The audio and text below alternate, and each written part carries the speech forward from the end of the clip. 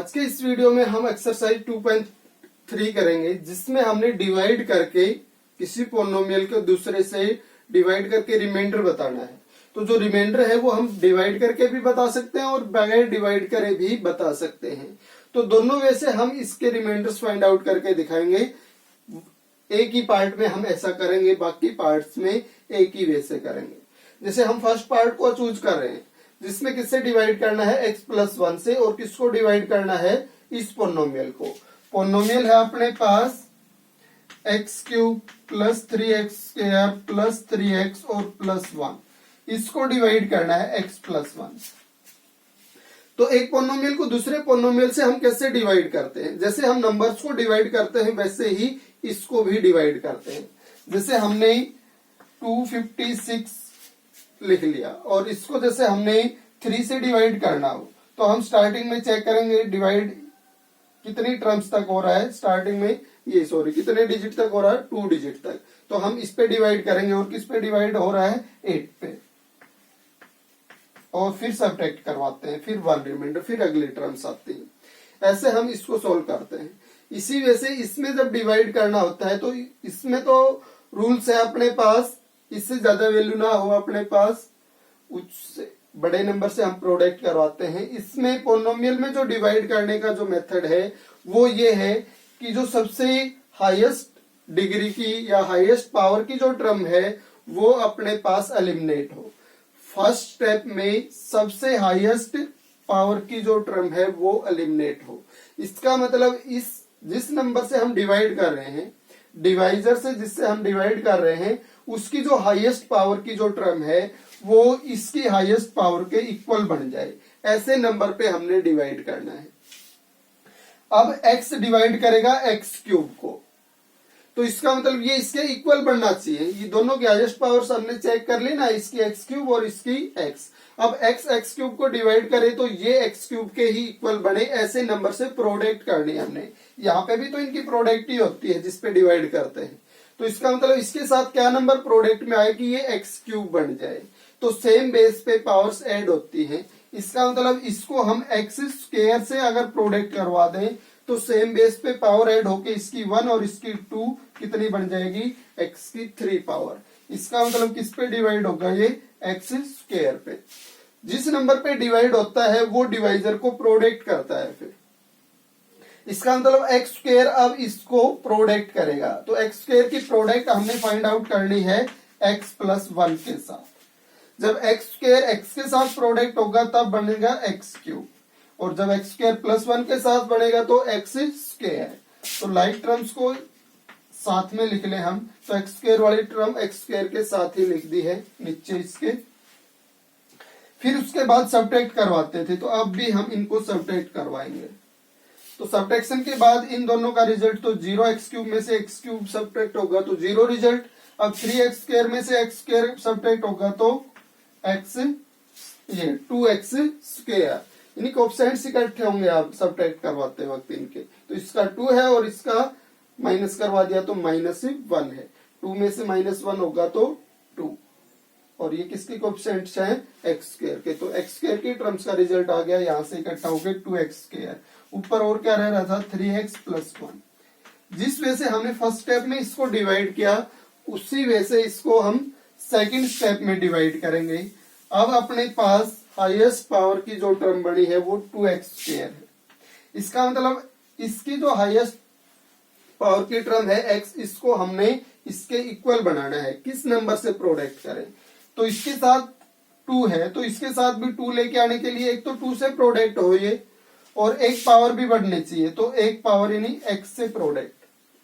तो 2x को अगर हम 2x से प्रोडक्ट करवा दे तो इनकी प्रोडक्ट आएगी 2x², इसके बराबर बढ़ जाएगा। तो अब जो नेक्स्ट स्टेप है वो किस पे डिवाइड हुआ, ये 2x+ वाले पे। अब 2x से इसको अगर प्रोडक्ट करवाना है, फिर जिस पे डिवाइड होता है उससे ये प्रोडक्ट होगा। 2x से इसको प्रोडक्ट करवाएं तो 2x की x के साथ हो जाएगी 2x², और +1 के साथ करवाएंगे तो 2x। सब्ट्रैक्ट करवाएं, ये 0 बन जाएगा, और 3x में से 2x घटेगा तो x, और ऊपर क्या रह रहा है, +1। अब किस पे डिवाइड होगा, इस टर्म को फिर इसके इक्वल बनाएं, तो ये इसके इक्वल है ही, तो इसका मतलब 1 से ही प्रोडक्ट करवा लें इसको हम, तो 1 पे डिवाइड होगा और 1 से इसकी प्रोडक्ट से अब फिर सब्ट्रैक्ट करवाएं, तो x में से x सब्ट्रैक्ट होगा 0, 1 में से 1 सब्ट्रैक्ट होगा 0, इसका मतलब इसमें रिमाइंडर कितना आ गया 0। ये था अपने पास रिमाइंडर फाइंड आउट करना डिवाइड मेथड से। एक पोनोमियल को हम दूसरे से कैसे डिवाइड करते हैं, और डिवाइड के बाद अगर इसका हमने रिमाइंडर वैसे डायरेक्ट निकालना है तो हम कैसे निकालें। तो जिस नंबर को हम डिवाइड करते हैं उसको क्या बोलेंगे, डिवाइडेंड। जिससे डिवाइड करते हैं वो डिवाइजर। ऊपर जो आता है अपने पास वो क्यूसेंट, और जो नीचे बचता है लास्ट में उसको बोलते हैं हम रिमाइंडर। जैसे डिवाइडेंड को हमने px नाम दिया, डिवाइजर को नाम दिया gx, क्यूसेंट को qx पोनोमियल्स में यूज करें तो, और इसको rx।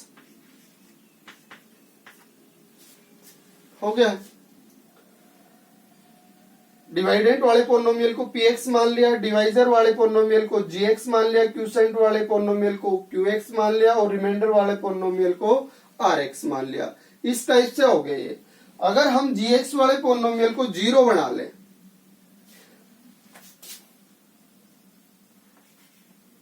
Late gx is equal to 0, तो ये जो px है ये किसके इक्वल आएगा, gx 0 हो गया, qx और प्लस में rx।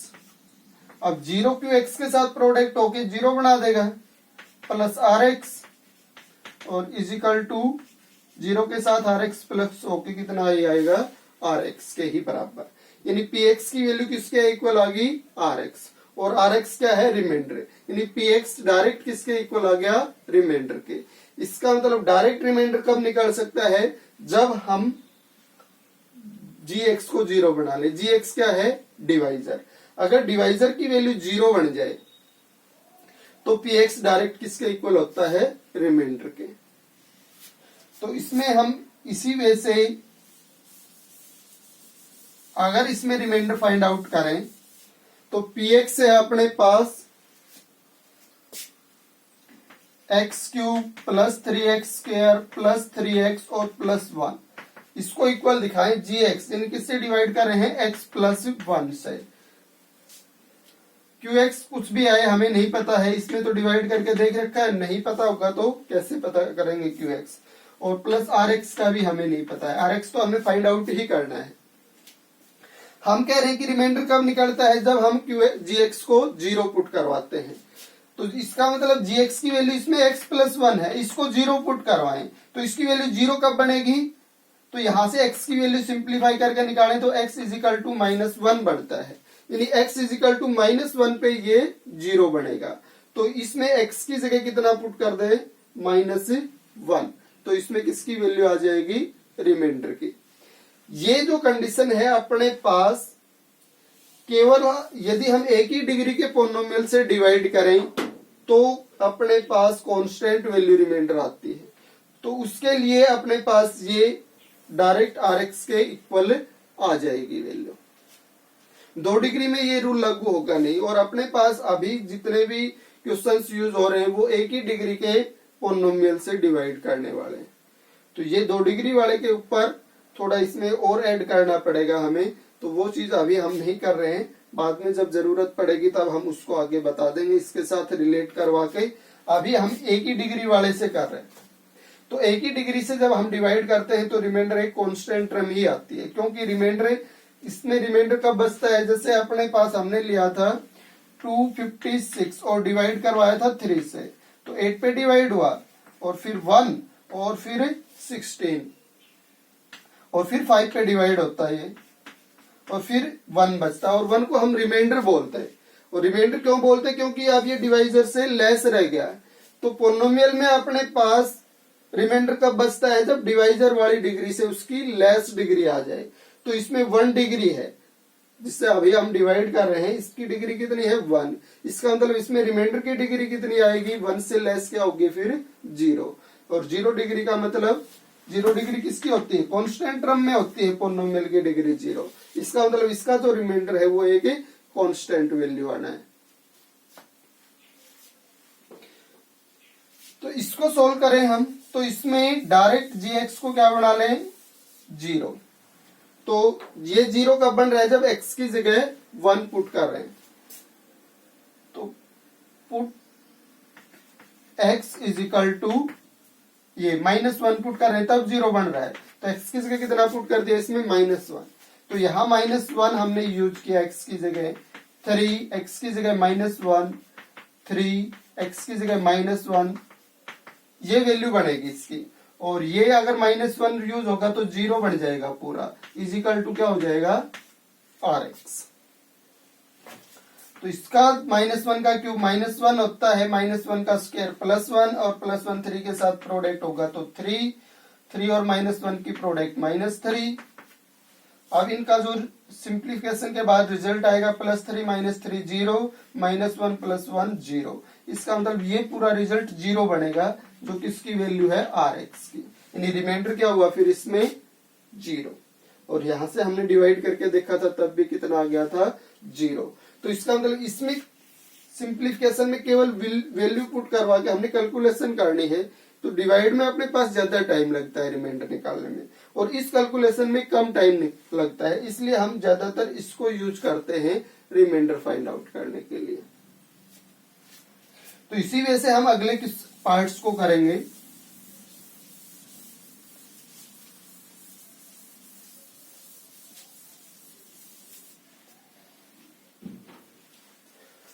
तो इसको करें हम सेकंड पार्ट को इसमें। तो सेकंड पार्ट में डिवाइड करना है x - 1/2 से। तो जिसको डिवाइड करना है वो है x³ + 3x² + 3x + 1। इसी पोलिनोमियल को डिवाइड करना है। फर्स्ट पार्ट में इससे करना था, सेकंड में इससे, थर्ड में इससे, फोर्थ में इससे और फिफ्थ में इससे डिवाइड करके रिमाइंडर फाइंड आउट करना था। तो हमने इसको लिखा, ये डिवाइडेंट किसके इक्वल? gx, यानी डिवाइजर जिससे डिवाइड करना है x - 1/2 इंटू क्यूसेंट और प्लस में rx। ऐसा लिखने के बाद हम क्या करते थे कि इसको 0 बनाते थे, तो ये वैल्यू डायरेक्ट रिमाइंडर के इक्वल आते थे। अब ये वैल्यू 0 किस पे बनेगी? इसको 0 के इक्वल पुट करके चेक करके देखेंगे तो 1/2, यानी x की जगह इसमें 1/2 रख दे तो ये 0 बन जाएगा। तो यहां पुट करते हैं हम x is equal to 1/2। x की जगह 1/2 आएगा तो ये 1/2 का क्यूब हो जाएगा। 3x की जगह 1/2, 3x की जगह 1/2 और +1। यहाँ x की जगह 1/2 होगा तो 1/2 - 1/2 qx और प्लस में rx। तो यहां से इसका क्यूब को लेंगे तो ऊपर 1 का क्यूब 1, नीचे 2 का क्यूब 8। इसका स्क्वायर को लेंगे तो 1 का स्क्वायर 1 और नीचे 2 का स्क्वायर 4, और ये फिर 3 के साथ प्रोडक्ट होगा तो 3/4 बन जाएगा। इसकी वैल्यू 3/2 और प्लस में 1, ये कितना आएगा फिर? 0। 0 इंटू QX 0। तो डायरेक्ट किसके इक्वल? RX, यानी रिमाइंडर के इक्वल। RX किसको शो कर रहा है यहाँ पे? रिमाइंडर को। यहां से इन सब का एलसीएम लें 8 और यहाँ फिर 1, यहाँ 4 डिवाइड करेगा 8 को 2 और 3 की प्रोडक्ट 6, फिर 2 से डिवाइड करें तो 4 और 3 की प्रोडक्ट 12, और यहाँ 1 है इसके डिवाइड में तो 1 क्यूसेंट को ये एलसीएम को डिवाइड करेगा तो 8 और 8 की 1 के साथ प्रोडक्ट 8। ये है RX की वैल्यू। तो इन सब का सम कितना आ जाएगा? 20, 26, 27/8 इज इक्वल टू RX। तो लास्ट में लिख दें, सो रिमाइंडर इज 27/8। ये हो गया सेकंड पार्ट। थर्ड पार्ट में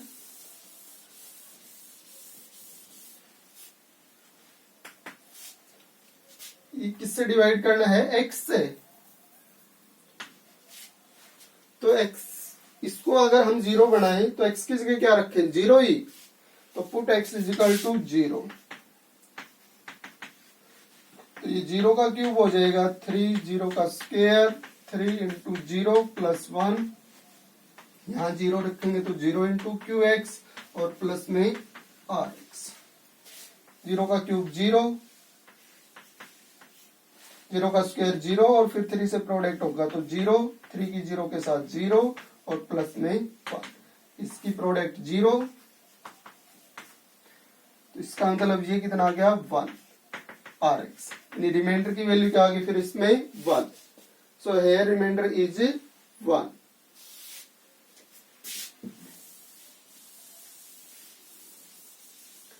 फोर्थ पार्ट करें। फोर्थ में डिवाइजर जो है वो x प्लस पाई, तो इस रिजल्ट को हम x plus pi into Q X plus R X के इक्वल। अब ये वैल्यू 0 कब बनेगी, x plus pi is equal to 0 रख के देखें तो x is equal to minus pi, minus pi के ऊपर इसकी वैल्यू 0 बनेगी। तो x की जगह कितना यूज करना है इसमें माइनस पाई, इसको 0 बनाने के लिए। तो put x is equal to minus pi, x की जगह माइनस पाई 3, x की जगह माइनस पाई 3, x की जगह माइनस पाई, x की जगह इसमें माइनस पाई,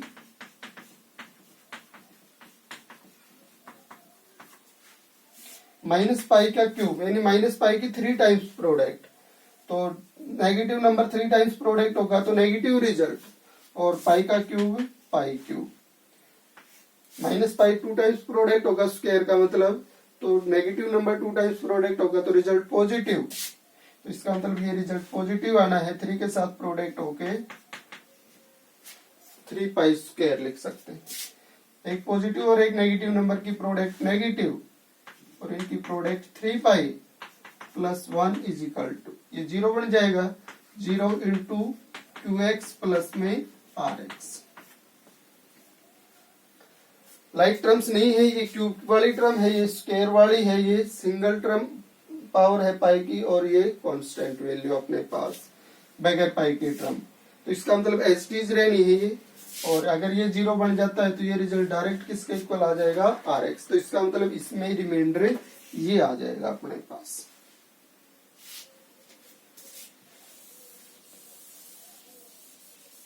फिफ्थ क्वेश्चन में डिवाइड करना है 5 प्लस 2x, क्यू एक्स की जगह जे एक्स की जगह आ गया 5 प्लस 2x। अब इसको हमने 0 बनाना है, तो 0 बनाना है तो 5 प्लस 2x की वैल्यू 0 किस वैल्यू पे बनेगी x की, तो x की वैल्यू यहां से निकालें तो 2x की वैल्यू निकालेंगे तो 5 इस साइड में आके माइनस, और x की निकालेंगे तो -5 के डिवाइड में आ जाएगा फिर 2। x की वैल्यू -5/2 अगर इसमें रखें तो ये 0 बनेगा। इसका मतलब इसमें हमने पुट करवाना है x is equal to -5/2, put x is equal to -5/2।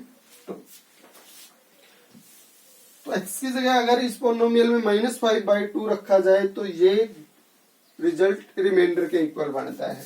तो x की जगह रखा -5/2, x की जगह -5/2, x की जगह -5/2 और 5 प्लस 2x की जगह -5/2 qx और प्लस में rx। इसका क्यूब खोल लेंगे तो नेगेटिव टर्म 3 बार प्रोडक्ट में नेगेटिव रिजल्ट, 5 का क्यूब 125, नीचे 2 का cube 8, negative terms 2 times product में पॉजिटिव रिजल्ट, तो इसका स्क्वायर खुलेगा तो 5 का 25, नीचे 2 का 4 और फिर ये 3 के साथ और है प्रोडक्ट में, यानी सेकेंड टर्म का रिजल्ट आएगा 75/4। यहाँ एक पॉजिटिव एक नेगेटिव नंबर की प्रोडक्ट नेगेटिव 3 और 5 की फिर 15/2 प्लस 1, ये तो 0 बनना ही है, 0 इंटू क्यू एक्स और प्लस में आर एक्स। यहां से सिंप्लीफाई करें तो एलसीएम कितना आ जाएगा इसमें 8 एलसीएम ले तो अब इसको -125, 4 8 को डिवाइड करेगा तो 2 और 75 की प्रोडक्ट 150, ये इसको डिवाइड करेगा तो 4 और 4 15 के साथ मल्टीप्लाई होके 60। इसके डिवाइड में कुछ नहीं है तो पूरा एलसीएम आ जाएगा यहाँ पे 1 के साथ प्रोडक्ट में और फिर हो जाएगा ये 8। ये किसकी वैल्यू आ गई अपने पास RX की। इनको इकट्ठा करें तो इन दोनों का रिजल्ट कितना आएगा 25। 150 में से 125 माइनस होगा तो 25। इन दोनों का रिजल्ट क्या आएगा -52। तो इसका मतलब यहां कितना बचेगा, इन दोनों का रिजल्ट -27 और डिवाइड में है 8। ये वैल्यू आ जाएगी RX की। एक पॉजिटिव नंबर है यहाँ पे और एक नेगेटिव, तो दोनों का डिफरेंस होगा और नेगेटिव वैल्यू ज्यादा है तो रिजल्ट नेगेटिव आ जाएगा। ये था अपने पास इसका 5th part. First question complete. Second question करते हैं अब इसमें।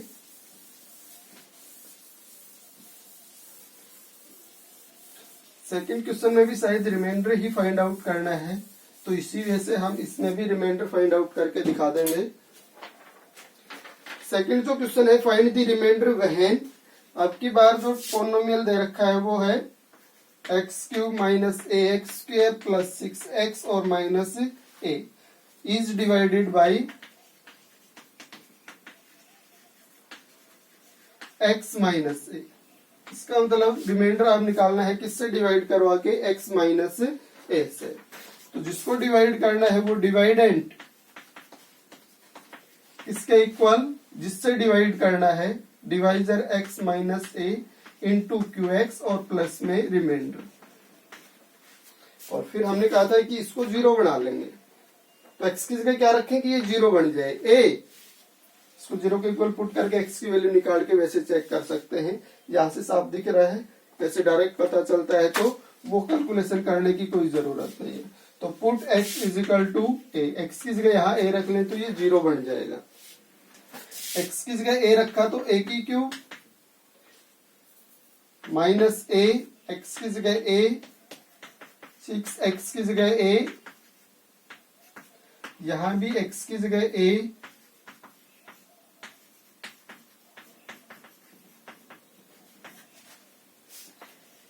a³ a का स्क्वायर a² और a² माइनस a के साथ मल्टीप्लाई होगा तो सेम बेस पे प्रोडक्ट में पावर से ऐड 1 और 2 3 पावर हो जाएगी इसकी, प्लस 6a और -a 0 बन जाएगा, a - a और QX और प्लस में RX।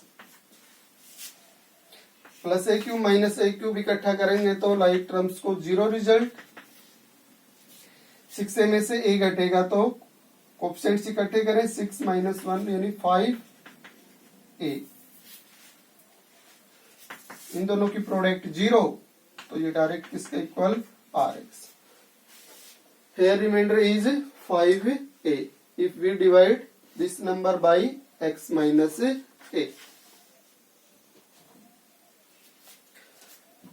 लास्ट क्वेश्चन है इसमें थर्ड। चेक वेदर, इसमें हमने चेक करना है 7 + 3x is a factor of, कि ये इसका फैक्टर है कि नहीं है।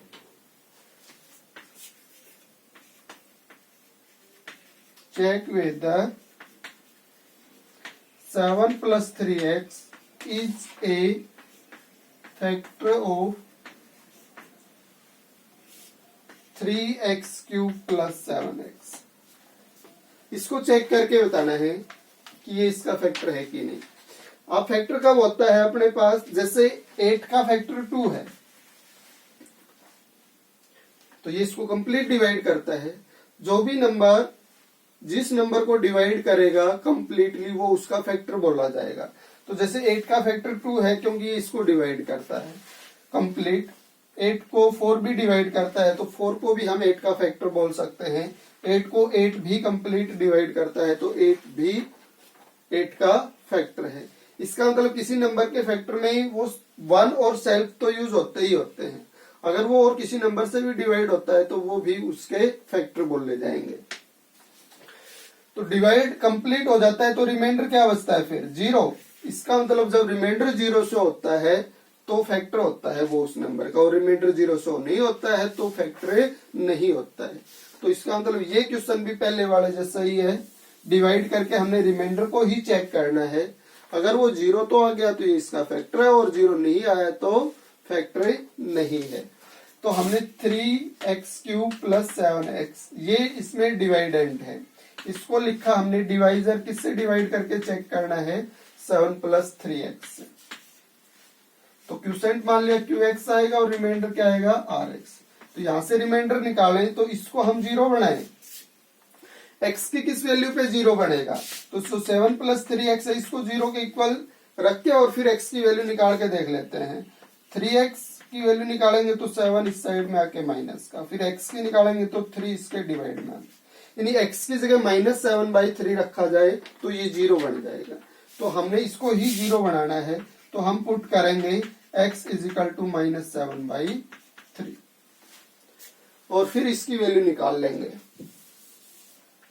अब इसमें x की जगह -7/3 रखा जाए, 3x की जगह -7/3, 7x की जगह -7/3, 7x की जगह -7/3,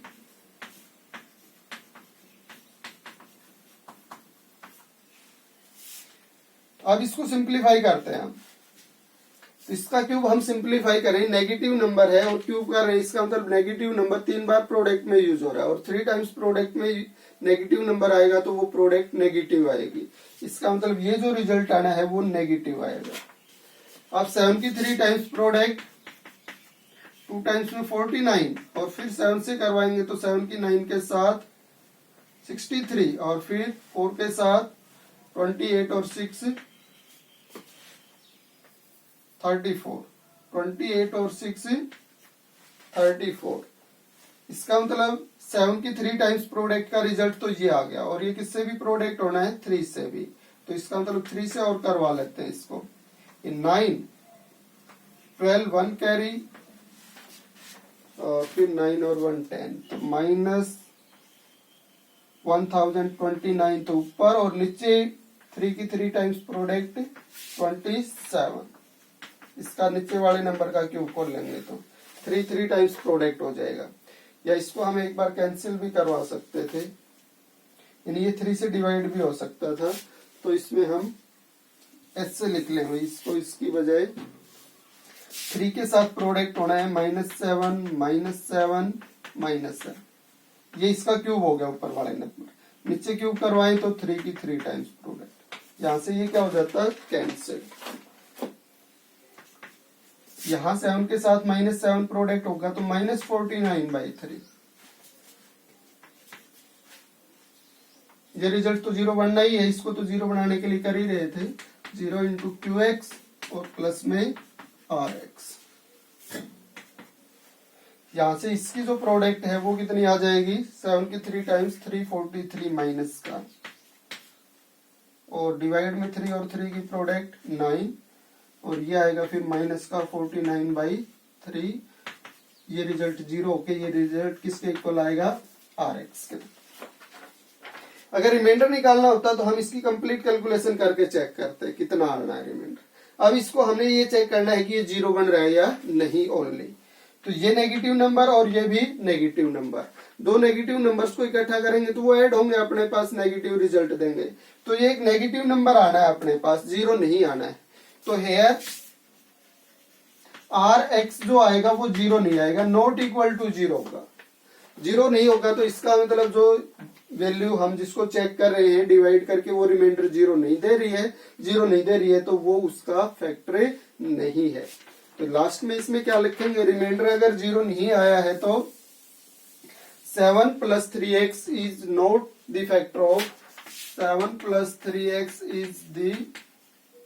is not the factor of 3x³ + 7x। ये जो नंबर है ये इसका फैक्टर नहीं है, क्योंकि इसको इससे डिवाइड करते हैं तो रिमाइंडर 0 नहीं आ रहा है।